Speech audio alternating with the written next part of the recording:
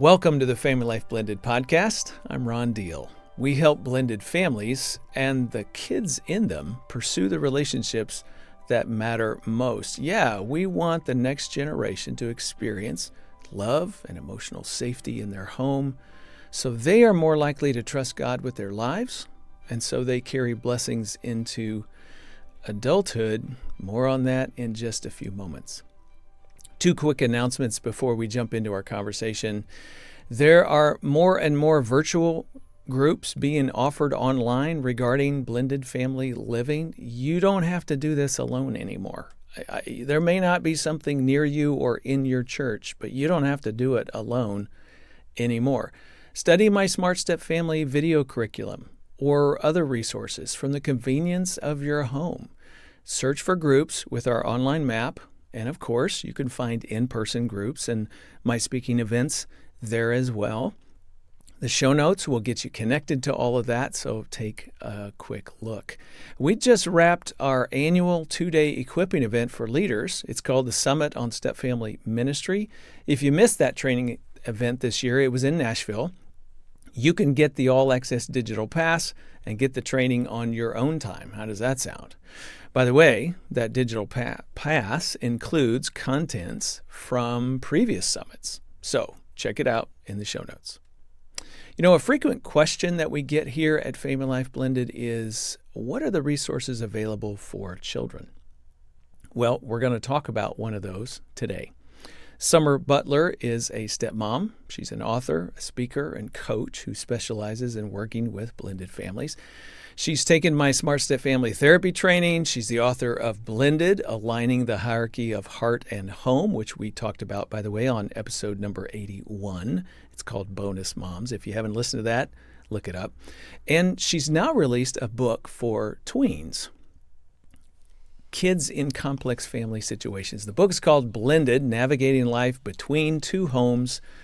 Summer, it is great to have you back on Family Life Blended. Thanks for being here.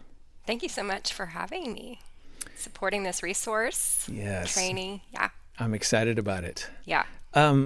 Before we start talking about other kids, let's talk about you as a kid. Let's do it. When you were 13, yeah, your parents got divorced. They did. Where did that leave you? I feel like as the oldest of four, right? As my dad left the home for the last time, he gave me a message and said, I want you to take care of your mom and take care of everybody else. And I took that to heart. I did that. I feel like the best that I could at 13. And I also resented that. It wasn't my job. Wow. And at 13 years old, I became the second adult in the home. I became a sounding board for my parents to, I think, offload some of their emotional trauma themselves.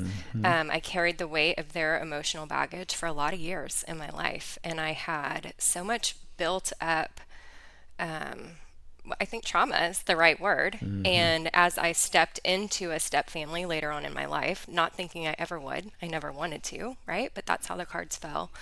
Right. I started to recognize some really detrimental coping mechanisms showing up inside my marriage. And so I really started to take a look back at what was happening in my childhood that was showing up in the present day in the form of pain. And I had to unpack some of that. It took me a lot of years to get into trauma therapy, but I did, and started to unpack a lot of what happened because of the divorce. Wow. Okay. Boy, did we jump into the deep Yeah, end. we jumped in. Yes. Let's just get in there. And I appreciate that so much because somebody Sure. listening right now is reflecting on all those different layers. Like you talked about when your dad said that to you, you felt this and this. And then as an adult, you're looking back and you're processing and you're realizing, oh, not only did I feel that, but I carried this coping mechanism into my marriage, family, and who I Right. am today. And it ties back to, like, there's a lot of layers there. So much. Yeah. And isn't this life for all of Yeah. us, right? Yeah. There's Yeah. layers upon layer upon layers. And sometimes Just a few days ago, I had an insight and I shared it with my wife, and she looked at me like, I'm so glad you finally figured out after 39 years something that I've seen all along. But here Sure. I am at, 59 going, I'm just figuring something else about me. Yeah. I think this is life for all Yeah. of us, right? Yeah. Yeah. And the thing is, I don't look back and blame my parents. I think that they did the best they could with the resources they had. They were young when they married. They didn't have the right tools to carry out a healthy marriage. And in saying this, I am well aware that this is the type of child I'm also speaking to inside the workbook, right? Okay. Because Okay. it doesn't matter. It doesn't matter for me who was right or wrong. What matters is they're my parents. And I didn't need to or want to hear about the other parent in the other home and the right and wrong that they did, right? Because they're my parent and I view them through the lens of a child in a loyalty bind. And Yes. so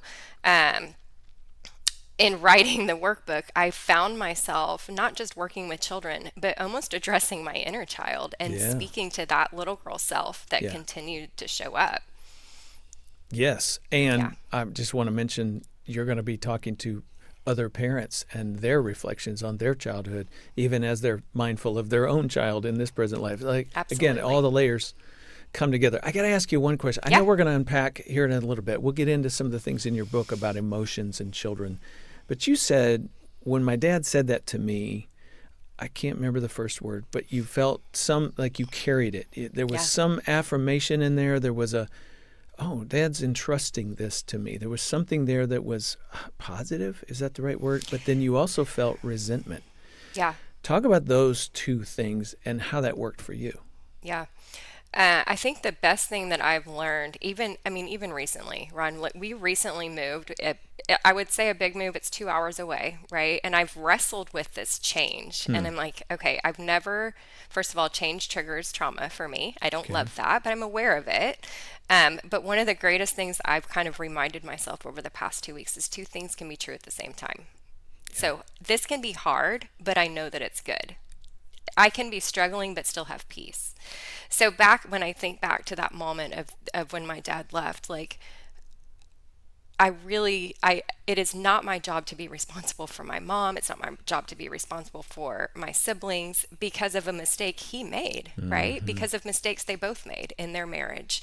But I took it upon myself to maintain the home, the relationship, to be the other parent in the home. And I guess in a sense respecting his request, but later on resenting that I was even at 13 years old expected to be an adult. I really did. I think in that moment I grew up that day. I lost my childhood. I became an adult in a 13-year-old body. I did not understand how to process my emotions. My parents took me to counseling, and this was a catalyst of change for me, not because it was great, but because it wasn't. And I sat across from somebody that had no idea what to do with a reluctant preteen, somebody that was independent, stubborn, and strong, that knew how to get my needs met on my own. I didn't need somebody to tell me to do that. Now, how I was getting them met maybe wasn't a healthy way, but she just sat there and stared at me. She just stared at me. She had no idea what to do with my silence. And I know sometimes those are tough kids to work with, but I relate to that in the sense that I didn't necessarily need her to talk me out of the reality of what I was experiencing. I just needed her to let me experience the reality of what was. And I feel like a lot of times parents want children to see things from their perspective, but the truth is they view it out of the lens of a child. They don't have the capacity to process Right. what happened between the two parents. And then when you're placing the child in an adult role, like my dad did for me, it comes with a sense of responsibility, like I need to do that. But then later on down the road, I looked back, and because I didn't want to do that, there's also this rub and this resentment that came with it. So I think both were true. Like I Yes. did step up and I didn't want to. And then there's that conflict. And in a sense, I think for me turned into this false identity that I walked out really until my adulthood. Absolutely. And because you're loyal to your dad, you're going to walk that out, carry it with you, and not turn away from that because he was relying on you. Of course Yeah. you would. You Yeah. love your dad. You're loyal Yeah. to him. You want to do what you've been asked to do. A minute ago, to your point, when you said, I grew up that day at 13. Well, you grew up in the sense that you got parentified, but you Yeah, didn't grow up in the sense that you were more mature and that you understood how to even manage the very things that you're talking about, the emotions. absolutely. You didn't know how to handle that. And that is such an important thing to say to anybody listening right now, parent or step parent, grandparent, etc., ministry leader. If you're working with kids, sometimes they act in ways that go, wow, you seem very grown up. Well, that's that responsible part of them that's responding to the call that's been put on their life, like you had from your dad. That does not mean that they have the internal skills or ability or know-how to Right, understand their own experience. right. Those are two very different things. And to your credit, that's what this resource is about. So I just want to say to everybody listening, don't just, as we talk about this resource, don't see it as something that only pertains to your child. This is for you and your child as you engage one another, as you listen, as you respond, as you ask questions. Oh, great. Tell me about what you said here and why you responded. It's that dialogue that helps open you up to that child's inner experience in ways that they don't even understand. And that's why they need you to come alongside them. And that's my little sermon.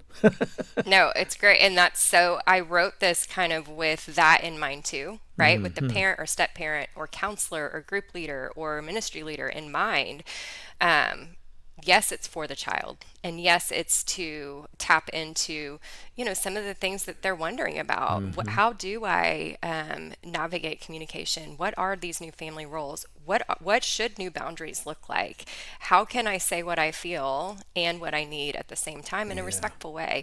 But on the back end, when you're a parent, step parent, or anybody that's trying to connect with this child, just allowing them space and reading it maybe from your perspective too, and say like, oh gosh, I didn't really think about us moving in together means that this kid now maybe he or she used to walk into the bathroom when mom or dad were getting ready, right? But that's not appropriate anymore. I mean, that's just like a surface level example, that maybe we as adults don't think about when kiddos are also having to deal with the changes and complexity of blending. Yeah. So well said. Let me just add a little commentary. Nothing is surface level. I mean, more and more I'm seeing how that little example that you gave there can appear to be an incidental sort of a thing. Walking into the restroom, now the door's closed, there's other people to consider. Yeah, but what's behind that is this my family? Is this not my family? Do I belong here? Do I not belong here?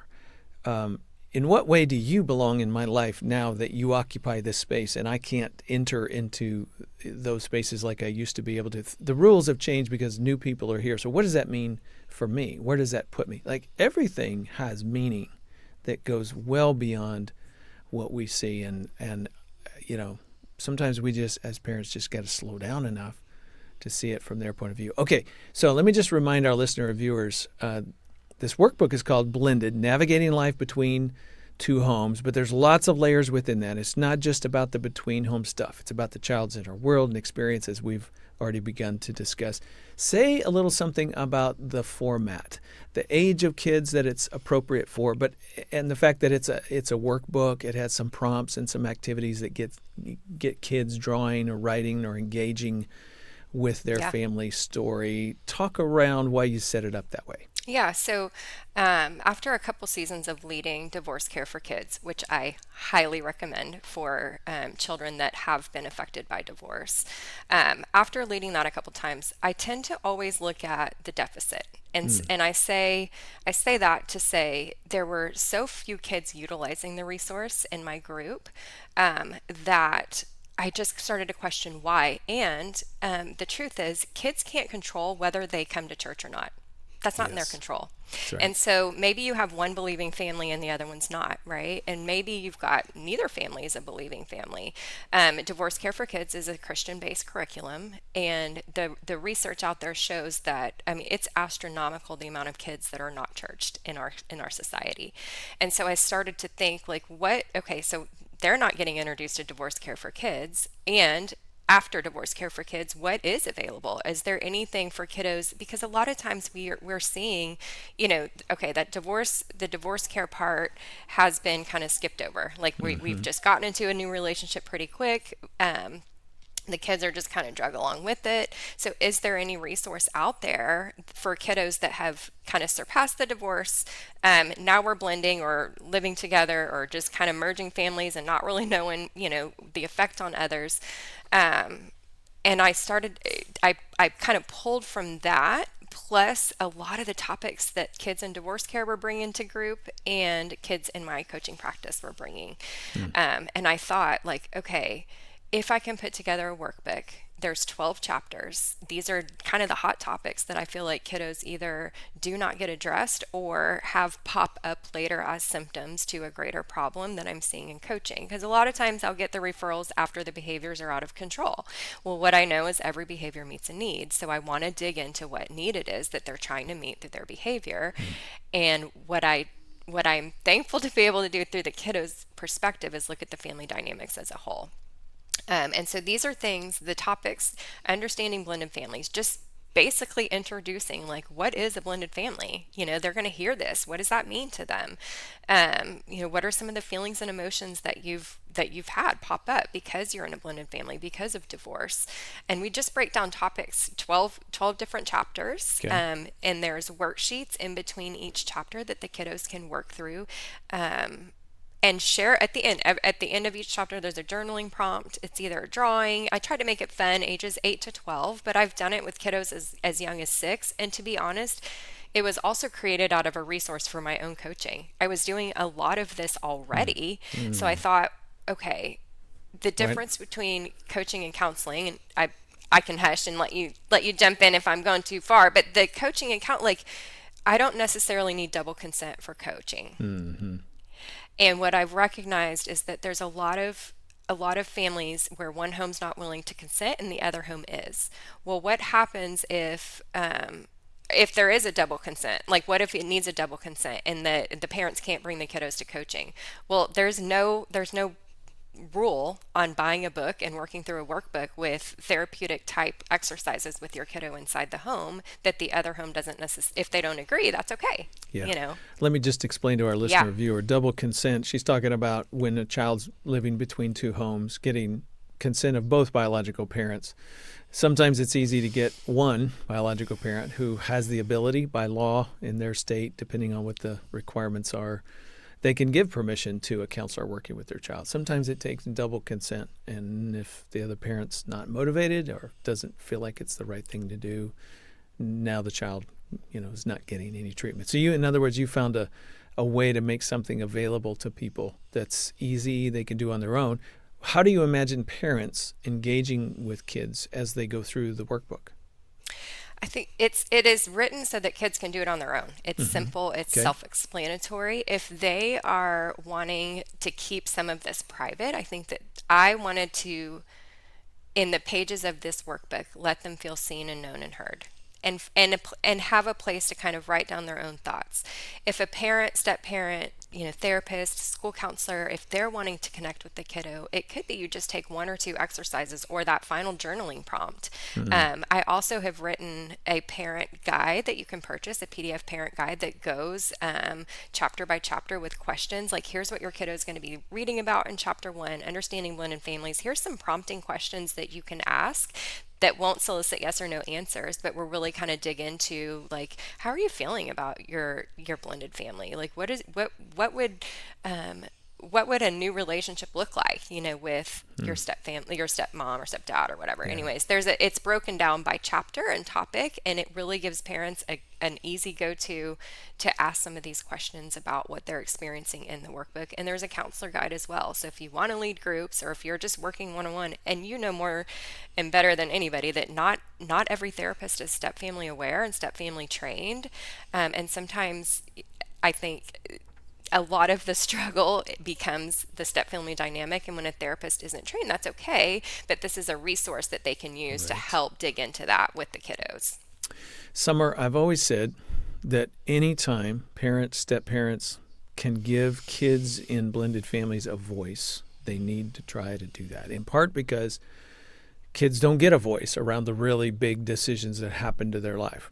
A parent dying, they didn't have a voice in that. Mom, dad divorcing, they did not have a voice in that. The transition one after another, new step parents coming into the world, they do not have a voice in that more often than not. So they need to be able to influence their world whenever they can, and to be heard, and for somebody to sort of see them in a way. To me, it seems this book helps give kids that voice. It does. And it gives them not just the voice, but the language to use with that voice. And I say that because a lot of the topics that were getting brought to divorce care and getting brought to my coaching were things like, I have one little boy in particular was telling me how much money his dad owed his mom from the divorce, and that he was lazy and just hadn't worked throughout their whole marriage, and just really, like you used the word earlier, parentification, just a lot of that.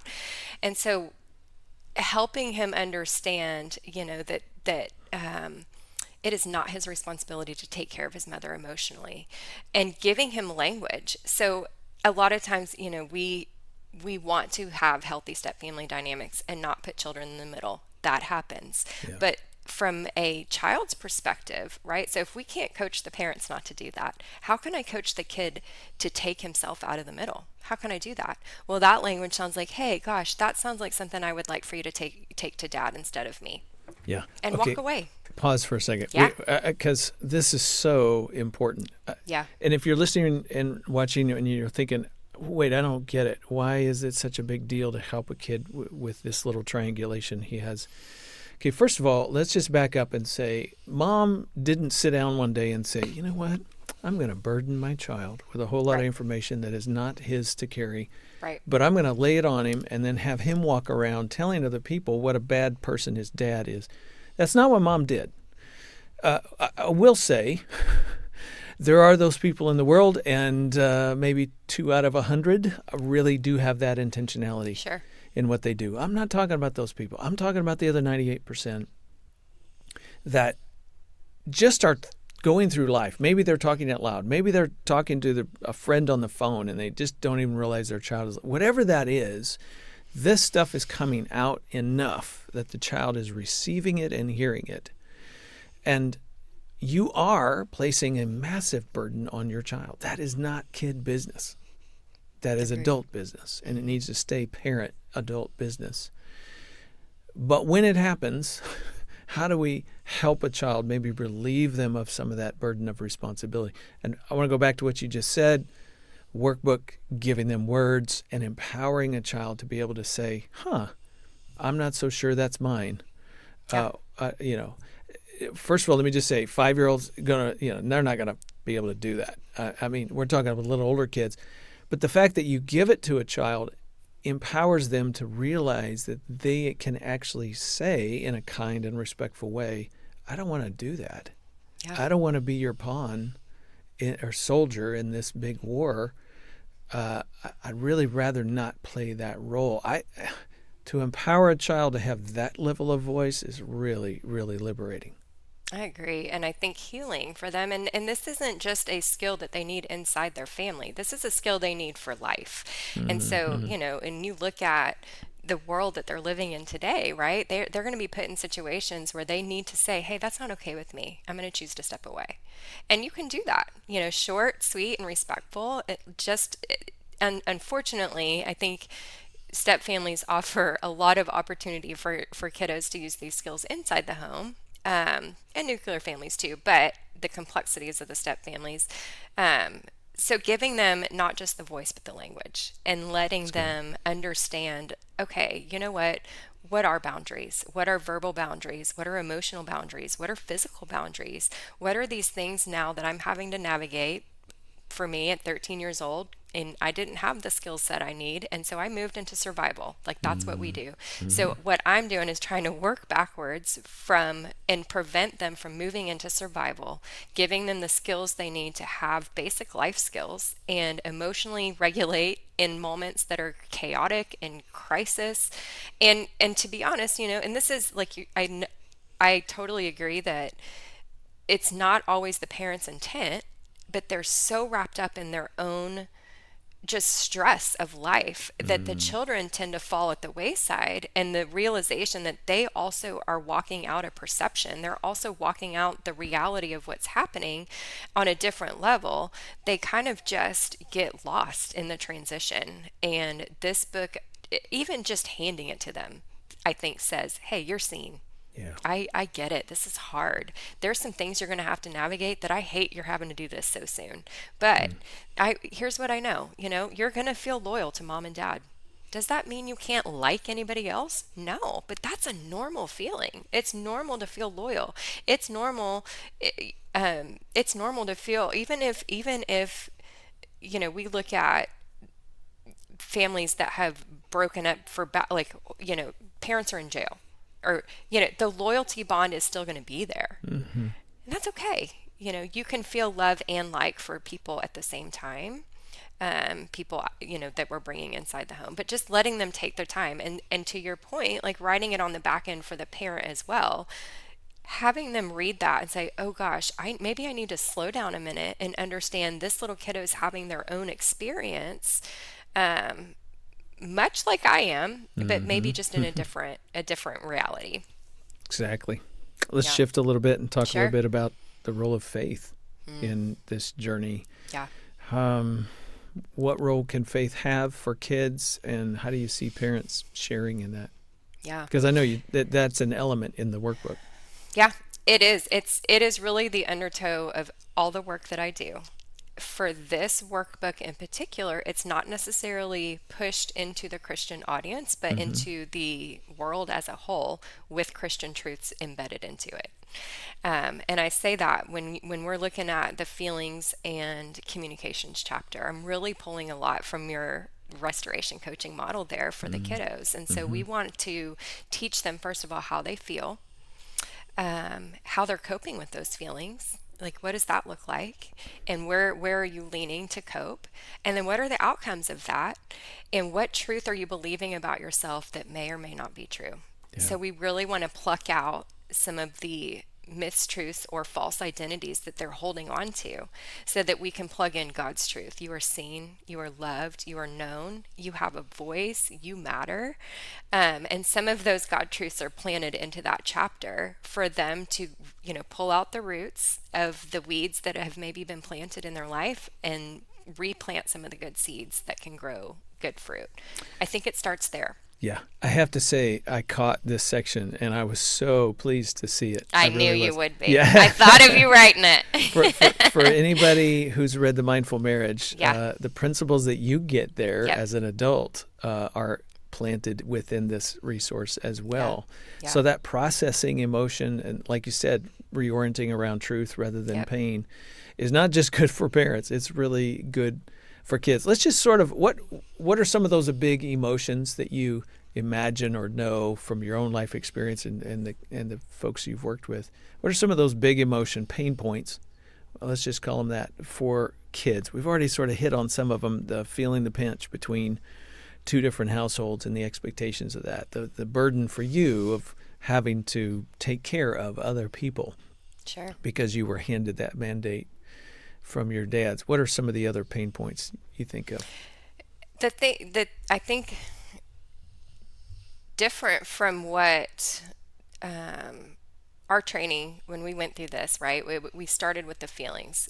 What presents a lot in kiddos for coaching is the coping. And so I work backwards. That's what you see first is the outside stuff. What right? you see first is the outside. And that's for parents too, right? So when these kiddos are acting or reacting in the home, that's when parents know it's time to get help. Yeah. Let me use a personal example just so I can tell on myself. So when my son, a few years ago, my biological son, so I have two stepsons, one biological son. Our youngest is 11, and he was having so much emotional dysregulation in the home. It was tipping me over the edge. I couldn't understand it. I can work with everybody else's kids, but when it comes to your own, right? Like, we start to tell ourselves internal narratives. What was he doing externally? Just he was unable to go from disappointment, I know was the root of it, to calm, and it would go from disappointment to anger to rage. Gotcha. And so there was just So what you saw on the outside was anger. Anger, rage. And rage. what did that look like? Yelling, screaming, throwing, kicking, or just Yes. being mad, just his Just face? crying, throwing a fit, things that for a 8-year-old boy would be considered normal were just abnormal. Like it just, I couldn't understand it. And we couldn't get to the bottom of it. And to be honest, it sent me to my EMDR therapy. Okay. Because what I recognized was that this little boy was triggering the little girl inside of me that had never healed and processed. So the things that bring us pain or trigger us are often mirrors and reflections of things we need to work on ourselves. So if we can take a humility stance as parents and say, okay, I can't figure out what's going on, but I know something's going on inside of me. Let me use this as a catalyst of change. So I went and got my own therapy. We got him his own neurofeedback therapy, which is a new and upcoming. It's been around a while, but it's pretty controversial. Right. I think us both doing our own work allowed us to come back together as new, improved people, recognizing our own behaviors, our own coping mechanisms. When he's triggered, I'm triggered. Well, I know that now. Okay. Well, being triggered for him looks like anger. Being triggered for me looks like I want to control. But that doesn't work when a little kiddo isn't. I was going to say, good luck trying willing. to control a kid who's raging, right? That Can't was, do it. of course, a vicious cycle. So we just keep going in pain cycles, right? Right. So a lot of times, just to back up, my family included, we showed up for help with the behaviors, not necessarily understanding the feelings behind it. Yeah. So It's some always of the the behaviors. pain. It's always the pain that drives always that negative coping. Yeah, always. Wow. So the neurofeedback stuff for him builds Amazing. mindfulness, and where he's recognizing, oh, I'm getting agitated, even though I wouldn't have called it angry, but and he begins to notice those little pieces in himself and can start asking different questions about what's going on with me. Right. And that was helpful, as was you. Oh, yeah. Processing, what is this telling me about me, and what do I do differently as a result? Yeah. So let me use that as some experience behind the workbook. Okay. Because this all kind of what's going on behind the scenes. And it's starting to make me, when I start clearing away the clutter, then I can produce the good fruit, right, that God has out of it. He's going to make good of all things. And good out of that situation was just both of us getting some healing, but also me being able to understand through training as well. Okay, there's these 4 ways that we cope: blame, shame, control, or escape, right? And so every child that comes to me, I really am looking at the behavior and identifying obviously you're coping with escape or you're coping with blame. And then we unpack that. So this is a shield. How you're coping is a shield. What are we shielding? Anger is a shield. What's underneath that? So we start to use some little kid language and identify, so we've got an anger spot that's growing and growing and growing. How do we calm down that anger spot? We start to put tools. Diane Alber writes a phenomenal book about little kid emotional regulation. It ties straight into this chapter and ties into a lot of the work that you do just on the little kid level. So it is the same work with a little bit different language, but if we can teach them to what is the word I used earlier? Instead of survival mode, we give them the skills they need to identify how they're feeling, how they're coping, and what the truth is. The truth is you're safe. That's the truth. The truth is you are loved. You may not feel that right now between your 2 homes, but the truth is you are. You're seen, you're loved. And if I can be a catalyst, if the workbook can be the rope that I'm holding and I place the rope in their hand and the other side is God, right? Then I've done my job. Yeah. Then I've done my job. Yep. And that connects them and it grounds them. Yeah. And it allows them, it opens up the agency piece where I get to make decisions about how I respond to this. And it doesn't have to be anger or rage. It doesn't have to be whatever that normal coping is. Yeah. Wow. It's so good. And what I know is that, again, this too will have multiple layers to it, because as a parent is helping their child, they're helping themselves. They're going to recognize some of their own triggers, some of their own coping, and begin to ask questions about how they can change that. And, at the end of the day, anytime you're bringing more awareness to everybody about their own behavior and you're encouraging self-control, everybody wins. Everybody wins. In particular, when I think a child feels their parents' presence in the form of, I'm growing with you, alongside you. We're doing this thing together. Yeah. Man, that is so, so awesome. Okay. Another question. I think it's hard for adults to know what it's like to be torn between two homes, to be caught in the middle. I want to go back to that because I think that we just see them as kids and they just get, we just sort of have our own little blinders on about what they're experiencing, not fully embracing or realizing the change that it takes for them to navigate this home, that home, the thoughts there, the pressures there, here, the expectations there and here, et cetera, et cetera, et cetera. What do you want parents to know as it relates to kids? Yeah, that I touch on that. I think that it is, I think it's the co-parenting dynamics chapter.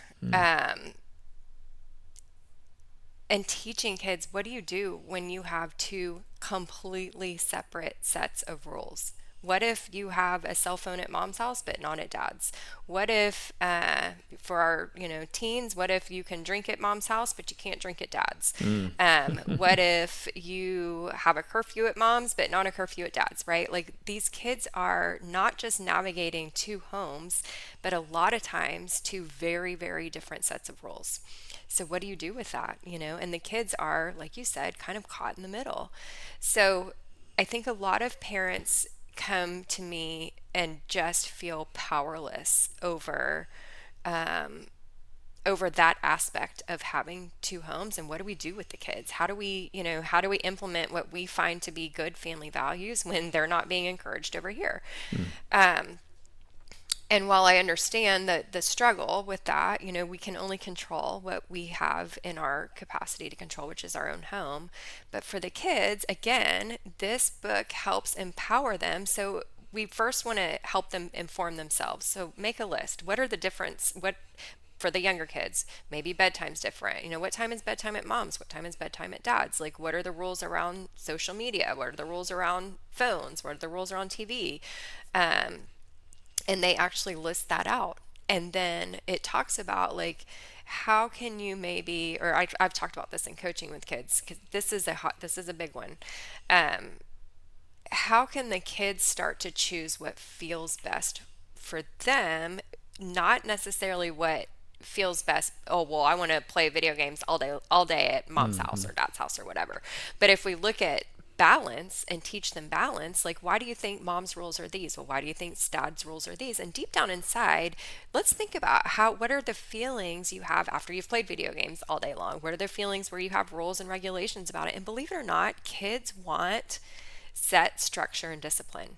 They crave it. They need it. So when they don't have it in one home, but they've got it modeled in another home, the topic can be around, how do we find balance? Okay, I understand you've got free reign for video games over here.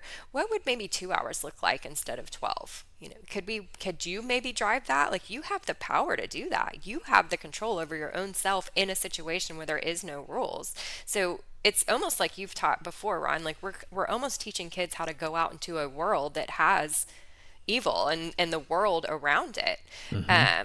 But how do we empower the kids on the back end to have a say? Well, we need to just teach them balance and boundaries and that, and how to communicate, how to say, like, hey, you know what? I know that I'm allowed to do that. I'm really tired. I don't feel like, I don't feel like I don't want to do that all night long. Can we do something else? Whatever. Again, it gives them a voice, in particular around a subject. I think kids feel like they can say what they want about most things. They're already telling you what they want for Christmas, but sometimes they feel like they can't speak to things like this: dad's house, mom's house, different rules, whatever. So again, it's empowering. I just want parents to hear us say, we're not saying, Summer and I are not saying that your kids get to tell you what time to send them to bed. Not. 8 out of 10 things they have no say over whatsoever. You're the parent. But every once in a while, when they speak up, and you have the ability to modify life, structure life in a way that considers their need, please do that, Yeah. because it is empowering for them to be able to give voice to that, and especially if it's around these emotional issues and they're just trying to ask for some help. Try to find a way to consider that when you get a chance.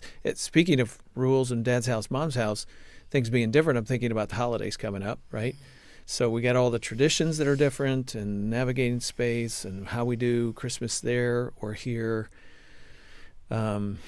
We've said before on this program that there are particular seasons on the calendar, special days, birthdays, holidays are right there among them, when all this between home stuff sort of ripples back up to the surface again. Yeah. You know, you may have been able to kind of bury that thing for a while, but now that Christmas is coming, Thanksgiving's coming, you got to talk again about who's doing what, when, where, and how, and where the kids are going to be. And so it's probably going to ripple some of this stuff back up to the surface. Do you think this is an opportunity seasonally, like an opportunity to engage your kids again around how they experience all this stuff, what their feelings are? Yeah, and I think even if let's say the decree is followed for whatever reason, that a strict decree is followed, and just ignoring the fact that there will be emotions around the holidays doesn't make them go away. Just So to because your you have a point, strict decree does not mean kids are not feeling certain things. 100%. Well Yeah. said. And so if we can put ourselves aside, I think a lot of times parents, and this is something to reflect on. If you're working through this workbook with a kiddo, and I know, and I'm asking, like, okay, what are the rules at mom's, what are at dad's, and you find yourself, maybe you're mom, and you find yourself like, what, those are the rules at dad's house, and you're starting to get triggered here. I want people to recognize that, right? And it's the same with the holidays. So if you're starting to get triggered and feeling this like angst, and I'm not going to get to see my kids over the holidays, well, they're not going to get to see you either. They're having their own experience in that, and I don't want you to unload, right, and have your kiddos carry that emotional baggage for the holidays. But it could be just having an open conversation, like, hey, here's what the schedule, here's what I know and what I don't know. What I know is this is going to be the schedule. What I don't know is what that'll look like next year, but this year this is the schedule. And here's what we're going to be doing on our time, and I'm hopeful you enjoy your time over here. Here's what we'll do when you get back, or having some language and allowing them to just feel seen and heard. I think when those things are bubbling up for parents, they're also bubbling up for the kiddos. And that doesn't mean have a whole conversation about it, but about how you're feeling with the kid, but just maybe having some open-ended questions like, hey, how are you feeling about the holidays? Is there anything that, that I can do to make you feel comfortable with everything coming up? Reminding them of those two basic human needs. This is what I tell parents all the time. The best thing you can do, especially in a divorce situation, is remind them they are loved and they are safe. You are loved and you are safe. We want to build the foundation there. I'm going to add, who asks those questions matters and is relevant too, because ironically, who the person asking, the adult asking, if they're less safe themselves, then you get less safe answers, or less honest answers. So for example, and I'm talking to step parents right now, if you think, just ask yourself and talk to your spouse and say, hey, if I'm the one checking in with the kids about how they're feeling about between home stuff, how do you think that's going to go over? Like, well, how honest will the answers be from your children if I'm the one asking those questions? And I think there's some couples where they will say, oh, the kids will be great. They love you, trust you. They're going to be honest about that. Cool. Then step parent, go for it. Yeah. But if you did have that little check-in as a couple and you kind of go, yeah, not so sure, it's not about you. That is not a statement about you. Don't let that trigger. And if it does trigger, you got to ask yourself, what's my pain? Why am I feeling this? But the point is, it's really not about you. It is about the child. It is about safety. Let's let the safest person in your family equation be the one who asks those questions. Summer, I love the way you dig in this workbook into blended family bonding. For example, you talk about how new step people don't replace biological parents, for example, but add to them. Yeah. And you help kids think about activities that they can do with new family members and how roles change and how to ask for what you need regarding some of the between home stuff. Why is it important to dig into that, do you think? Yeah, I've been feeling prompted to share this, and I'm so glad you just asked the perfent question for me to lead into it. So You're this welcome. is a God thing. Yeah, We'll thank the you. Holy Spirit for that. We recently went to, my oldest stepson's in the Marines. He's in North Carolina. We recently visited him this summer. And one of the things that we found and did so late in our step family journey, and I'm so sad that we didn't do it before now, but I know it is for the purpose of bringing it to others that we also did this. But we found a resource that helped us define our family mission and 12 family values. Oh, wow. And we sat as a family and we asked questions, and some of them were like, what do we want people that are leaving us to say about us or to feel about us, or what are some of the characteristics that we want to implement in this world? Like, how can we be a shining light, as a family? So we set a family mission, and then we determined 12 family values, and we kind of wrote the script around it. We put scripture to each of them, and then each month we pick a family value that we're going to choose to work on. So why I wish we would have done this sooner is because, like any new business, any new family really needs to have a mission statement. Right? And Yep. then what values are you basing your family around? And I just wish we would have done that when the boys were younger, but having it now and knowing, like, just having their adult feedback and conversations was precious too. But I think it is so important in these family bonding moments to include the children. Like, hey, what characteristic do you want people to leave saying about you and us as a family? And giving the kids a voice in that, asking questions, giving them the opportunity to say, okay, step families do not replace nuclear families. This new stepmom's not going to replace your biological mom. That's not what the point is. But we have created a new family, a step family, and this step family in this home believes that we will act in truth and integrity. We will work through forgiveness because we too have been forgiven, and just laying out some of these foundational truths that I think any good family should be built on, right? Like, we want to build that foundation. So the sooner you can do it, the better. Don't wait till your kiddos are 23 and 21. I wish we would have done it sooner, but it's never too late. I'll tell you that. It's never too late. And practicing like this month, we're practicing truth and trust. And how do we build truth and trust? What does that mean? How can we be truthful? How can we be honest? How can we confess when we've made a mistake? How can we work towards that being a family value? Last month was spontaneity. We moved in the middle of the summer, so how can we stay spontaneous and joyful? That was what we worked on last month. And we really tried to be intentional in our living. And I think for step families and children, especially with this age where they're starting to question, who am I? Where do I belong? And what is life going to hold for me? And we've shaken their foundation, right? Whether it needed to be or not, right? These kids are products of divorce, so their foundation is shaken, and there's cracks and crevices. And what better opportunity to plant new seeds into those cracks than to define what your family stands for? And no matter what, even if the other home doesn't have those values, you can still practice those family values in the other home. Be a light there. And that's some of what I was like, even just the empowerment. Okay, you don't have rules and regulations over at mom or dad's house. Okay, so how can you take our family values into the world or the other home and practice truth or trust? Practice truth or trust over there.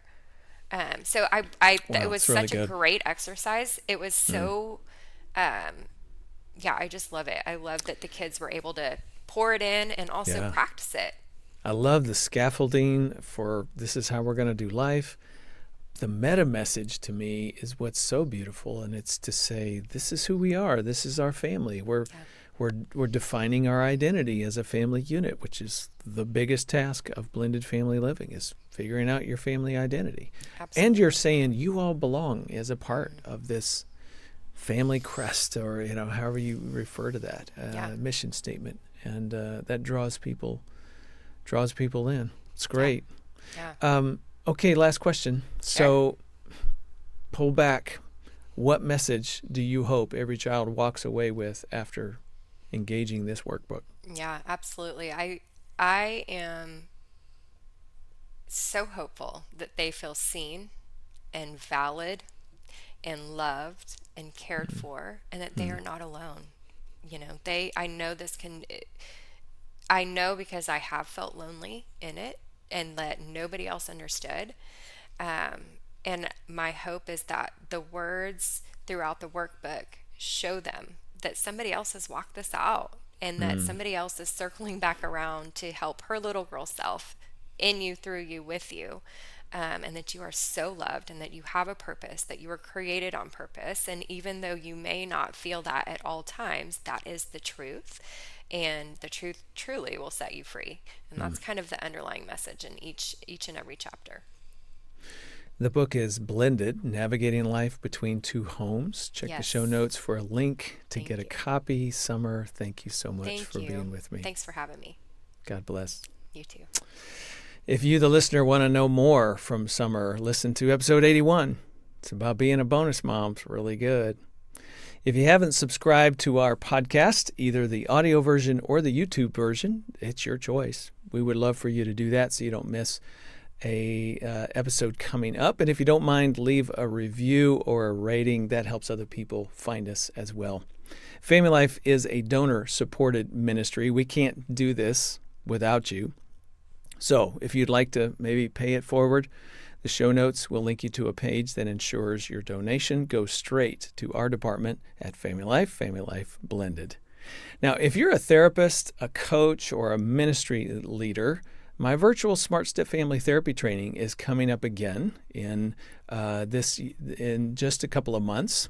And Nan and I are going to be speaking in 2026 in Connecticut, in Southern and Northern California, and Wisconsin, and Oklahoma, Michigan, Tennessee, Georgia, and online during the National Marriage Week online events. And we're going to be on the Family Life Cruise. So tell a friend, come see us. We would love to meet you face to face. Again, the show notes will get you connected. Next time, wow, it's going to be so good. I'm talking with our good friend, Dr. Gary Chapman. He's been around a while. He's got a lot of good things to say, and he's written, of course, another book. We're going to be talking about it. That's next time on Family Life Blended. I'm Ron Deal. Thanks for listening or watching, and thank you to our production team and donors who make this podcast possible. Family Life Blended is part of the Family Life Podcast Network, helping you pursue the relationships that matter most.